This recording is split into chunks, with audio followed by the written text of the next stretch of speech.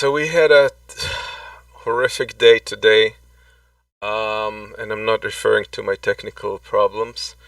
I was planning on covering the events leading up to today in Congress, the Senate race in Georgia, and so forth, and then today happened. And I think that's going to be a large chunk of our episode today, discussing the events that happened. I never in my dreams did I think that I would see something like that. I thought there would be some violence. I predicted that there would be strife in the streets and so forth, but I did not think that the Capitol would be breached in such a way. And behind me you can see, that picture that you're seeing here is the rioters, or if you want to call them the domestic terrorists, that's what they were, who broke into the house, attempted to brazenly break into the chamber. I don't know what they attempted to do, possibly take hostages. But you can see here security people on the other side pointing their guns. We know now that there's been one lady that was shot. I'm not sure if she was a protester or what exactly the story is. There's not yet a lot of news about that, so not sure. But today, more than just a person died. I think this is going to follow us years to come.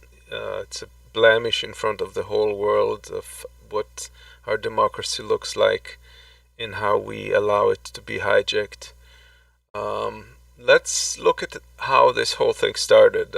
And this is a video captured, amazing video captured by someone in the house of this single policeman that ended up somehow being the only thing between the protesters and the interiors. And this is the moment where this is breached. How that was possible, we'll discuss that in a moment. But let's first look at that video.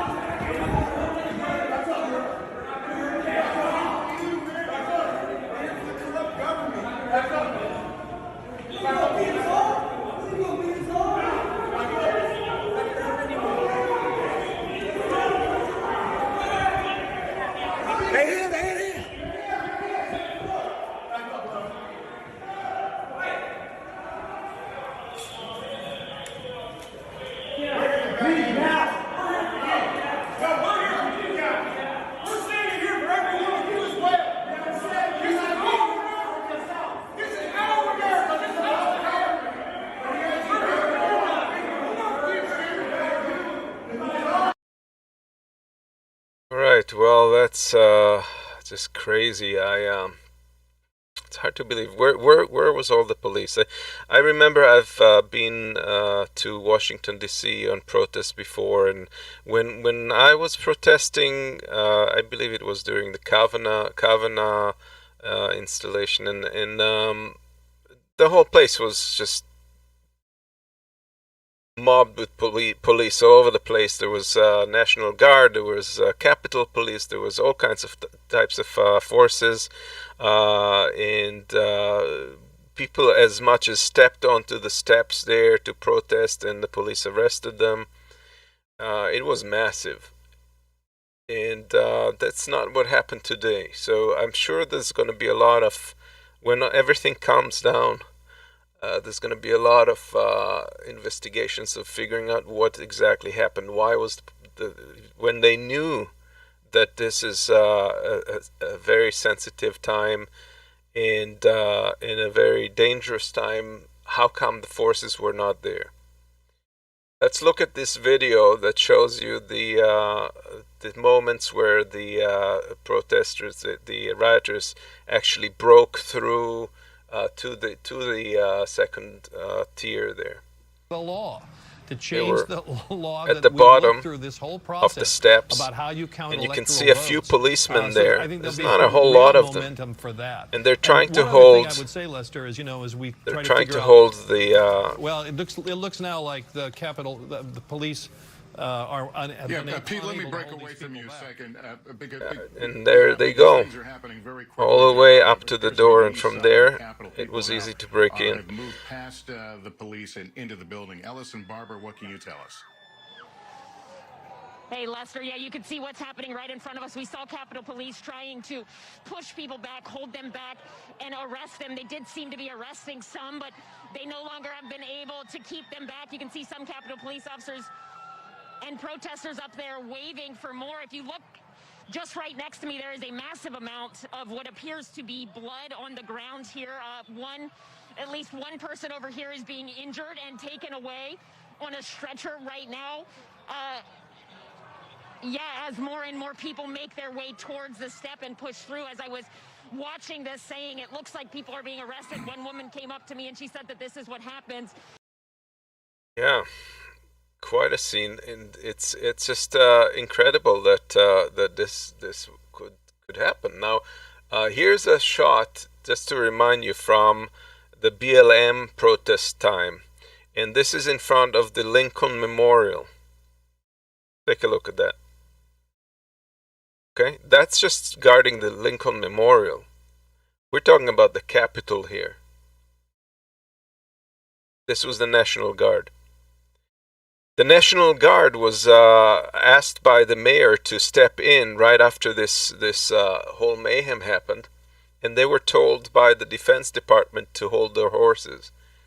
They did not send the National Guard in. They instead said that they were monitoring. Why they were stopped, I don't know, and I don't know whose decision that was, but certainly the National Guard should have been on the ground as soon as possible when all of this hell broke loose. Here's how it looked from the Senate. I was watching the feed CNET, this C-SPAN feed, and they were showing the Congress, and at the Congress I noticed something was off, because initially they took somebody yelled something from the gallery, and then a few people started heading out quickly to the exit, and there was a lot of hand waving and stuff. They were motioning people to stay in their places, I guess because it was assumed that the chamber was the most secure place in the building. You would think, but then they took a recess, all in the middle of one of the congressman's presentations or debate, and then after that they blocked the video. A couple of minutes later it came back in. It was as if nothing ever happened. Nobody said anything. And then another couple of minutes, and after that somebody ran into the room and motioned everybody to lay low.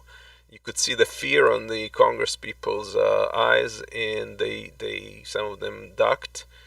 It was kind of a scene. I have not seen that posted, unfortunately, so I can't share that, but I can share the moment that this happened in the Senate. Is not about the good people of Arizona. And it will stand in recess until the call of the chair. We'll pause. Protesters are in the building. Thank you. There wasn't anything you said. Audio was interrupted.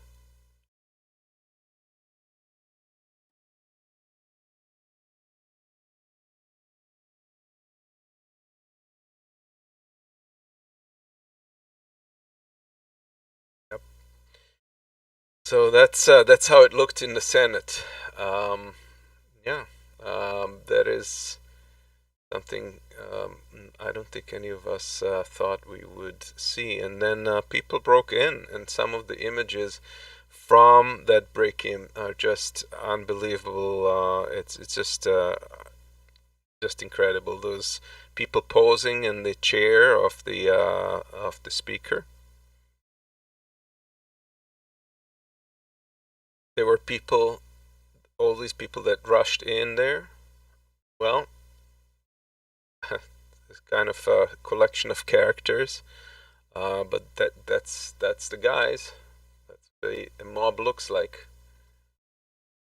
This fellow there with the Confederate flag.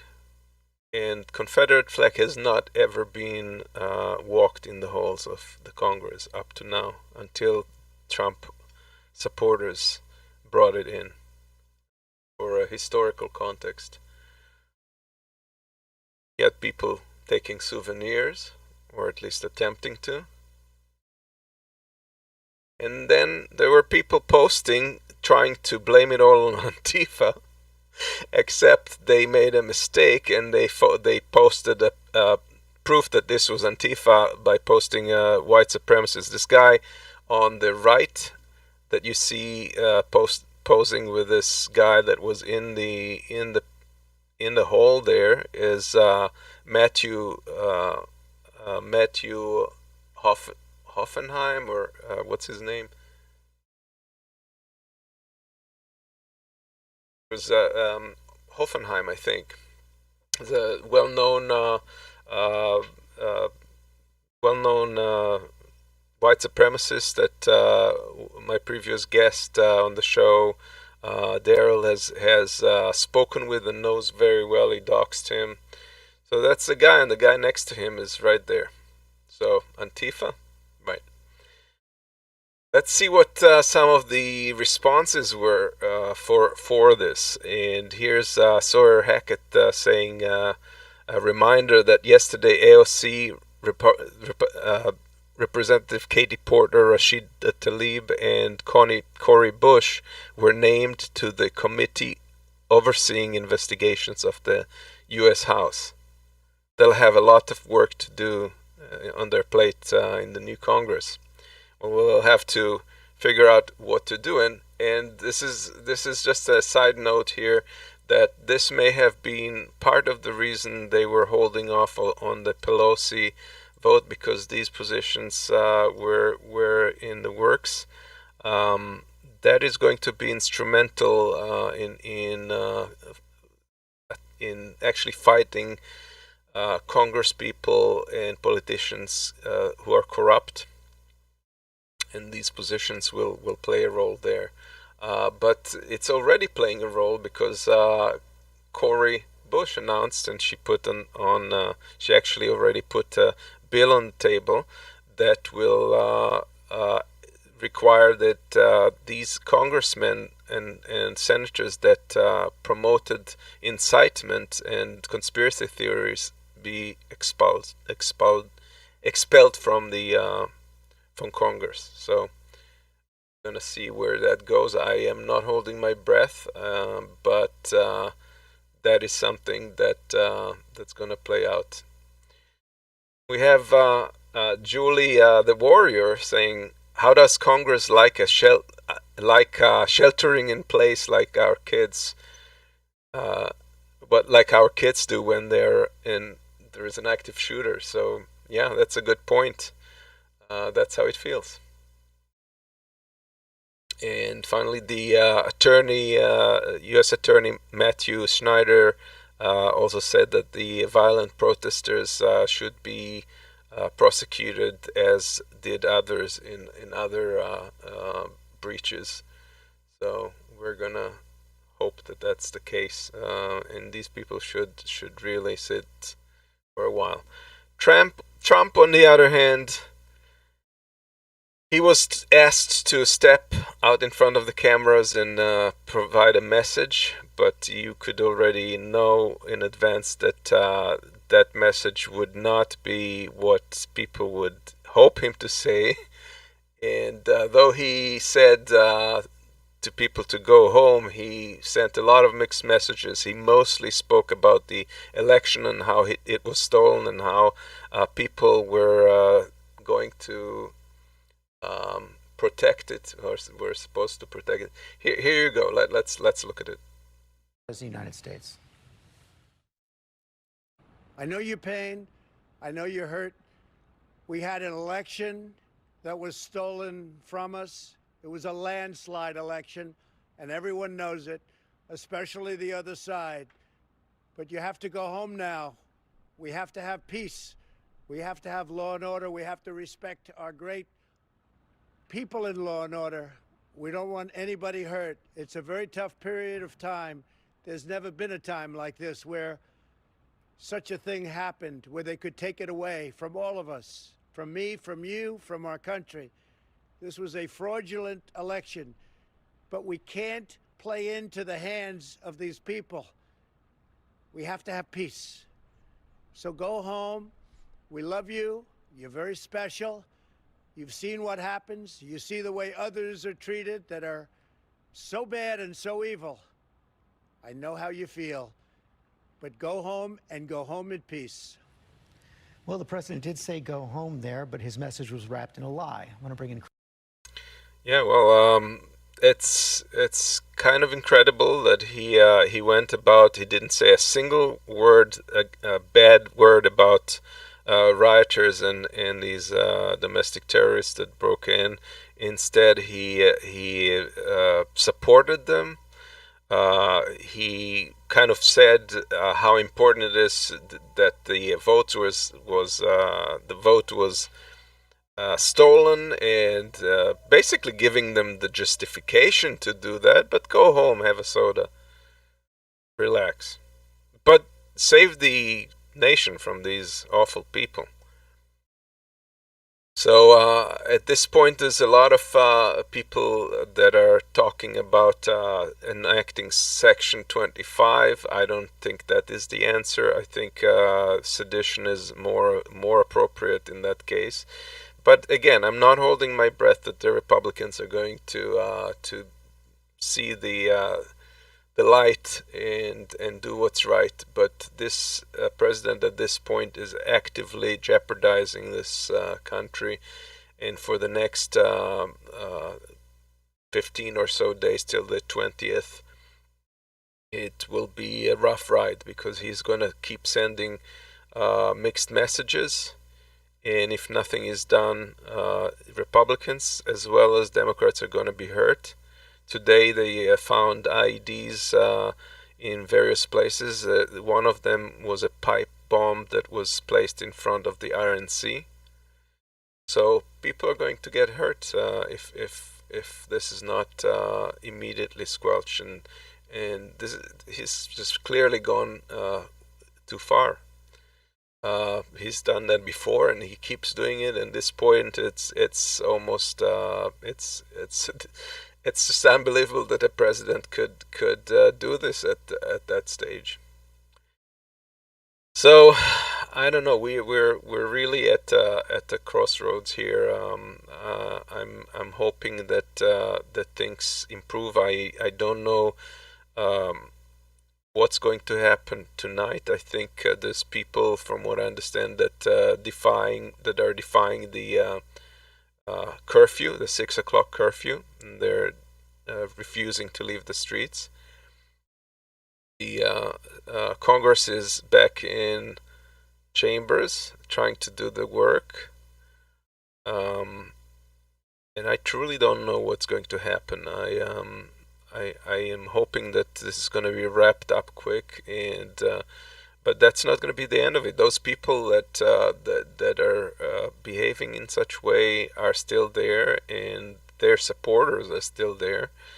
Of course, not all of the people who came to the protests would have broken in, but the fact that there was such a group is disturbing, because they're still supporting those people at the spearhead.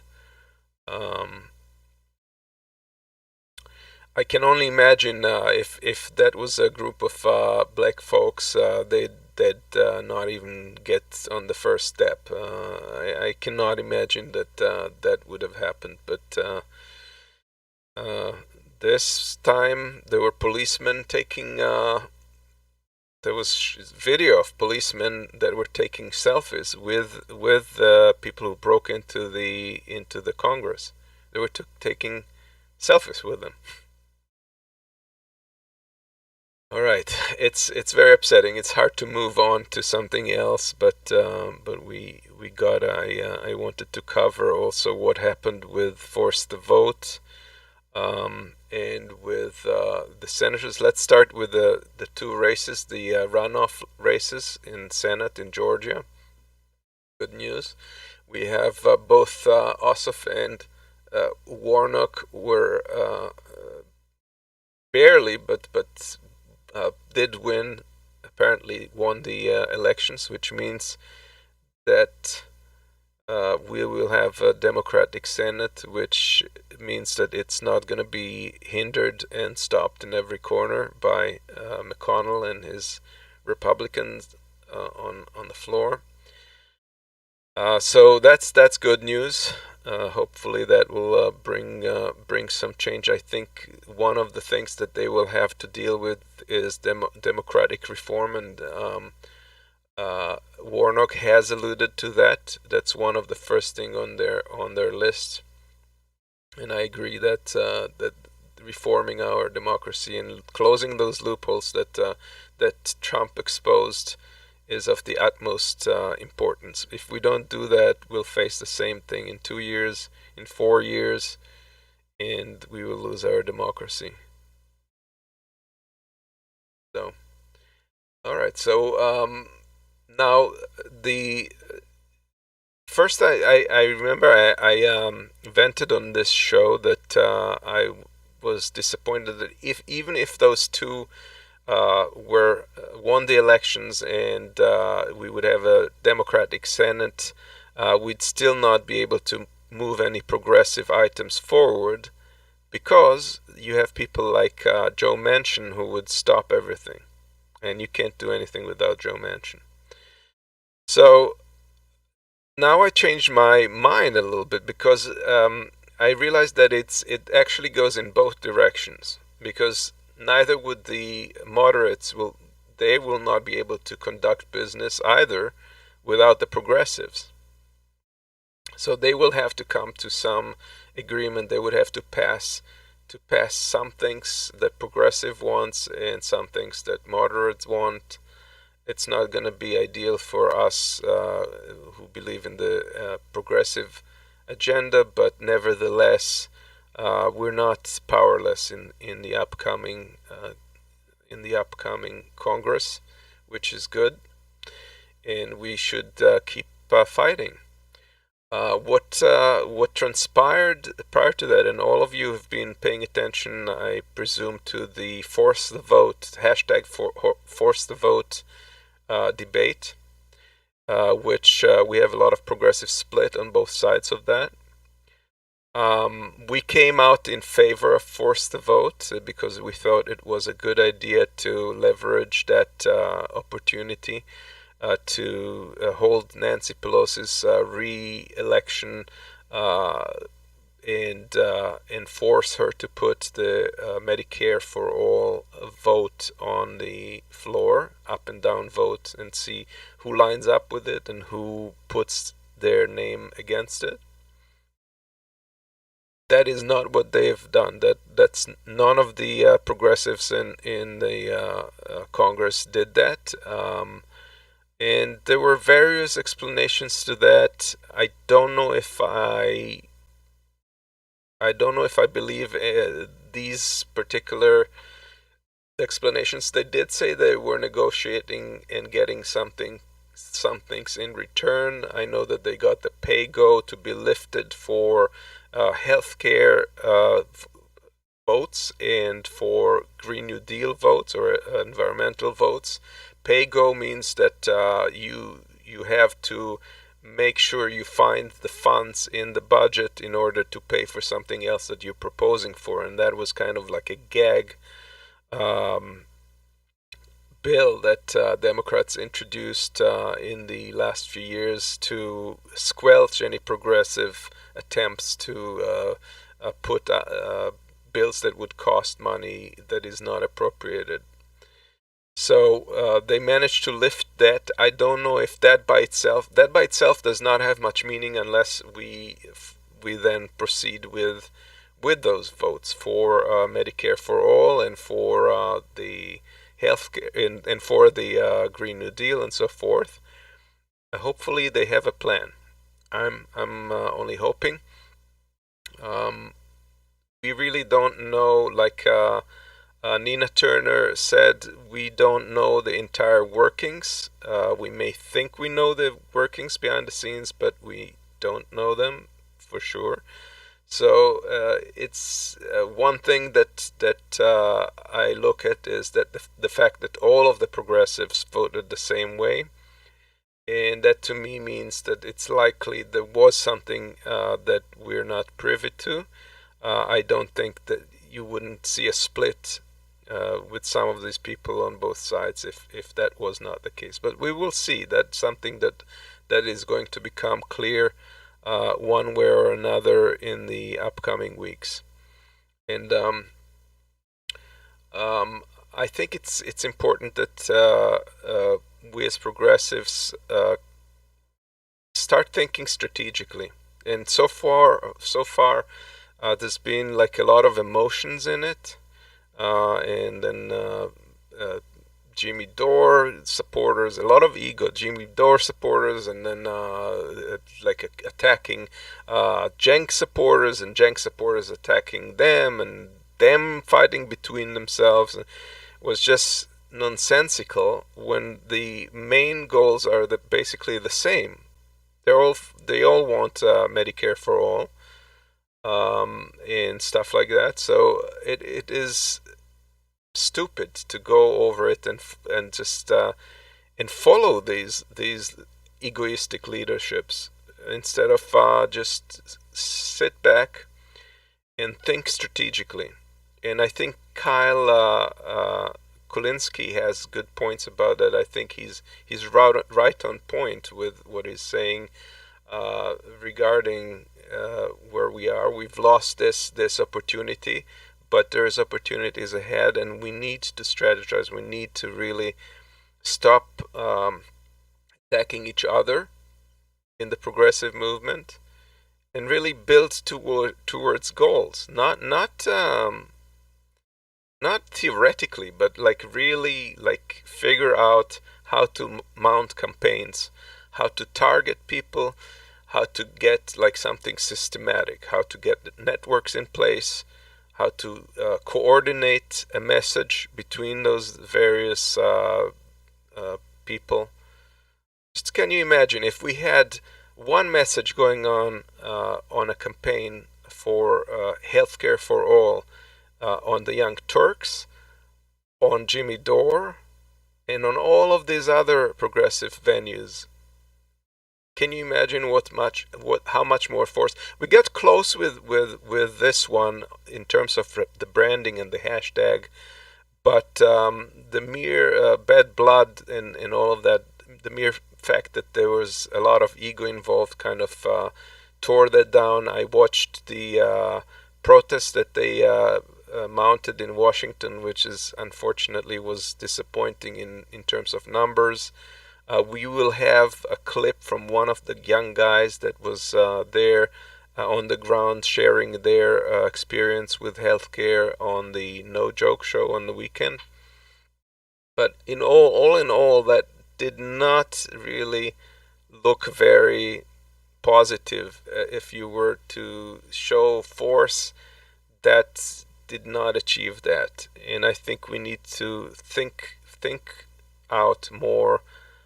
Plan things much more ahead of time, maybe even contemplate as a movement doing a civil strike, a public strike in the month of May. Hopefully, when the pandemic thing is slightly reduced, we may be able to mount something a few months ahead of time. So I'm hoping that that's possible. I'm hoping that that's possible. All right. Well, let me see here. I'm to all of you guys, Gene and Billy and Schultze. Hi, Schultze. And Barbara. Hi, guys. Cyrus. Nice to see you all, guys. If you guys have anything to add or anything,